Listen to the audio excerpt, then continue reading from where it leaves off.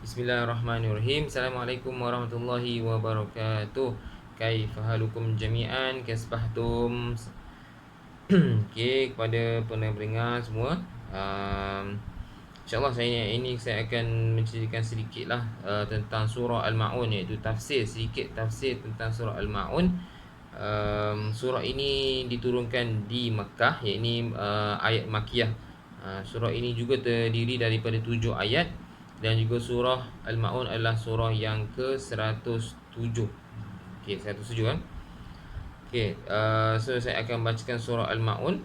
Kemudian saya akan mestikan sedikitlah tentang tafsir ayat surah Al-Ma'un ni. Kemudian sedikit tentang hukum tajwid berkenaan dengan surah tersebut. A'udzubillahi minasyaitonirrajim. Bismillahirrahmanirrahim. Ara'aital yukazzibu biddin, fadzalikal ladzi yad'ul yatim wala yahuddu ala ta'amil miskin, fawailul lil musallin alladzina hum an salatihim sahun alladzina hum yura'un wa yamna'unal ma'un. Sadaqallahul azim. Okey, kita tengok sikit tafsir ayat surah Al-Ma'un. Okey. Dia ada surah Al-Ma'un ni ada 3 So ada 3 perkara lah yang nak dibincangkan. So saya akan kupaskan sedikit saja. So yang pertama adalah perkara yang mendustakan agama, termasuklah berlaku tidak baik kepada anak yatim. Maknanya surah ni menceritakan juga tentang mendustakan agama dan juga berlaku tidak baik kepada anak yatim lah. Okey, dalam situasi sekarang pun ada juga yang menghina anak yatim, kan? Yang mengambil harta anak yatim pun ada. Itu lebih berat lagi lah. Okey, yang kedua pula ada iaitu sifat buruk manusia yang tidak suka membantu orang miskin. Okey, so ni masih ada lagi dalam dunia realiti kita. Itu adalah termasuk dalam sifat buruk juga, iaitu sifat takabur lah. Apabila Allah memberikan sesuatu rezeki kepada seseorang itu, kemudian kita haruslah perlu bersyukur kepada nikmat yang Allah telah berikan kepada seseorang tersebut. Jadi kita kena kongsikan sikitlah rezeki. Maksudnya Allah bagi rezeki pada kita tu tak semua, maksudnya 100% pada kita. Jadi yang selebihnya ada pada orang lain, kan? Seperti mana Allah mengatakan dalam surah Al-Baqarah, wa mimma razaqnahum yunfikun. Maknanya rezeki yang kita dapat ni bukannya sepenuhnya lah. Maksudnya rezeki yang kita dapat ni ada pada orang lain juga. Okey. Yang ketiga adalah perihal kejahatan manusia dengan manusia yang lain. Okey, tafsir ayat yang saya nak kupaskan sedikit, iaitu berkenaan dengan ayat yang keempat lah. Ayat yang keempat Okey. So ayat keempat adalah berbunyi fawailul lil musallin, maka celakalah bagi orang-orang yang salat. Tu maksud makna kalimah ataupun makna ayat tu maka celakalah bagi orang-orang yang salat. Apakah yang dimaksudkan dengan ayat tersebut? Okey, apabila Allah Subhanahu Wa Taala menggunakan huruf fa ni dalam ayat ini, ia adalah kesinambungan dari ayat yang sebelumnya, iaitu Allah Subhanahu Wa Taala sedang mencela ataupun mencelakakan mereka yang solat ni. Kenapa Allah mencela orang yang solat? Kan? Okey. Kalimah fawailun, maksud fawailun maka celakalah. Tu maksud dia. Terdapat banyak dalam ayat Al-Quran Allah menceritakan ataupun Allah menyebut tentang kecelakaan, seperti contoh dalam surah At-Tur ayat 52. Okey, kita tengok ayat yang tadi, fawailun yauma idzil lil mukadzibin. Okey, maka celakalah dan yang bersalah yang besarlah di hari itu bagi orang-orang yang mendustakan. Okey, apabila Allah sudah kata celaka, maka malanglah nasib mereka yang dicelakan itu. Tetapi dalam ayat ini Allah Subhanahu Wa Taala menyebut ayat tadi yauma idzin ni maksudnya hari itu, yang bermaksud adalah hari kiamat. Yauma idzin ni hari kiamat lah. Okey, akan tetapi tu surah At-Tur tadi. Tu yang tadi tu surah At-Tur. Kemudian yang kita nak bincangkan adalah kecelakaan yang disebut dalam surah Al-Maun ni. Dia dalam bentuk umum saja. Maknanya Allah mengatakan dalam bentuk umum, ia bermakna bukan saja di hari akhirat, bahkan sejak dunia lagi boleh ditimpa kecelakaan Allah Subhanahu Wa Taala. Okey, tetapi mengapakah kecelakaan yang dimaksudkan adalah untuk mereka-mereka yang salah? Sebab apa? Okey. Maksudnya di sini, okey, Allah SWT berfirman dalam dengan bersambung ayat selepasnya, iaitu ayat yang kelima lah, alladzina hum an salatihim sahun. Tetapi ini kerana Allah SWT hendak menarik perhatian semua orang. Okey. So kalimah solah sudah digunakan dalam sebelum Al-Quran diturunkan. Maknanya sebelum Al-Quran diturunkan, perkataan solat ni dah digunalah kepada masyarakat Arab ketika itu. Ia sudah bermaksud sembahyang ataupun doa. Itu makna dari segi luah lah, kan. Solat maksudnya sembahyang ataupun doa. Okey, ayat ini untuk menarik perhatian orang-orang musyrikin di Mekah dan juga orang-orang Islam sendiri. Okey, kemudian kalimah yang kedua adalah musallin. Musallin bukan sahaja bermaksud orang yang solat, tetapi ia bermaksud orang yang selalu solat. Maksudnya, so ada dua maksud lah. Musallin ni orang yang solat dan juga orang yang selalu solat. Dua maksud. Kerana dalam kalimah tersebut ada isim fa'il, iaitu pembuat lah, orang yang membuat.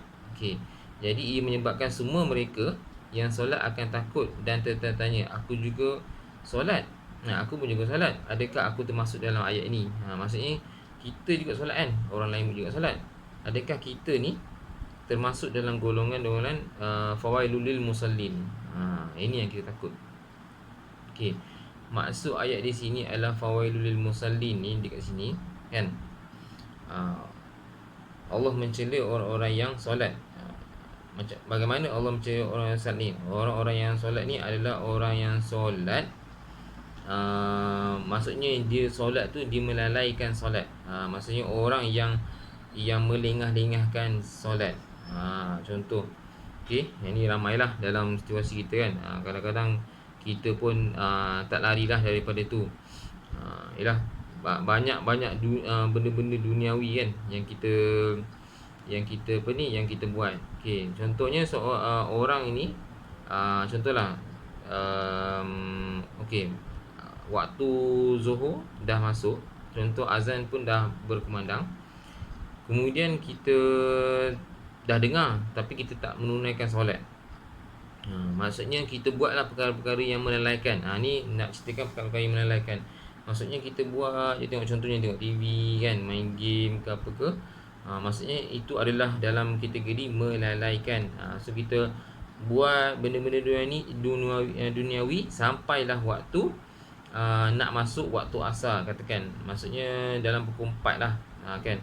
Waktu pukul 4 tu baru kita nak solat Zuhur. So itulah yang dinamakan fawailul lil musallin. Maksudnya Allah mencela orang-orang yang solat ni. Dia solat tapi dia melengah-lengahkan waktu solat tersebut. Dia melainkan ada ada daruriyah ataupun ada istisna lah, ini pengecualian, ataupun ada keadaan yang tidak menentulah. Contohnya dia seorang doktor. Waktu tu juga ada pembedahan yang penting lah, yang kritikal. So pembedahan tu mengambil masa yang sangat lama. Contohnya mengambil masa 3 jam, kan.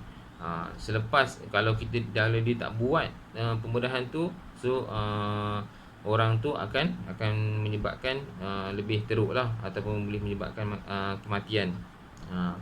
So jadi dia kena buat pembedahan tu dulu, kemudian barulah dia solat. Itu tak apa, itu termasuk dalam kategori daruriyah. Maksudnya dalam kecemasan lah, kat situ. So dia ada asbab dia kenapa kan. Mesti asbab dia yang kukuh lah. Okey, maksudnya dia tidak digolongkan dalam golongan yang kecelakaan orang-orang yang solat tadi. Okey. Itulah ayat tadi yang kita terangkan tadi. Okey, sama juga kemudian ayat yang kelima tu alladzina hum an solatihim sahun. Iaitu orang-orang yang lalai tentang solat. Maknanya ayat yang keempat tadi dia menceritakan Allah cela orang yang solat. Sebab apa Allah cela? Okey, dah terjawab, iaitu ayat yang kelima lah. Maknanya orang-orang yang lalai tentang solat. Seperti mana yang saya katakan tadi. Okey, kemudian kita masuk kepada ayat 6 ayat 6 sikit lagi, iaitu orang yang berbuat riak. Maksud orang buat riak ni, riak adalah perbuatan yang melakukan tidak untuk mencari keredaan Allah, tetapi ia mencari populariti. Maksudnya nak famous lah. Maksudnya dia buat sesuatu perkara yang baik, tapi dengan niat yang tidak baik. Maksudnya dia buat benda yang baik, niat dia adalah untuk populariti, adalah untuk famous je, adalah untuk naikkan like lah, macam-macam kan. Untuk orang kenal dia, untuk orang puji-puji dia lah. So itulah Allah maksudkan tadi ayat yang ke-6, iaitu alladzina hum yuraun. Kemudian ayat yang terakhir lah, wa yamna'unal ma'un, dan enggan memberikan bantuan. Ni orang yang enggan memberikan bantuan ni maksud orang-orang yang mampu kan, dia enggan, maksudnya dia tidak memberi bantuan kepada orang yang memerlukan. Contohnya orang fakir miskin, anak-anak yatim.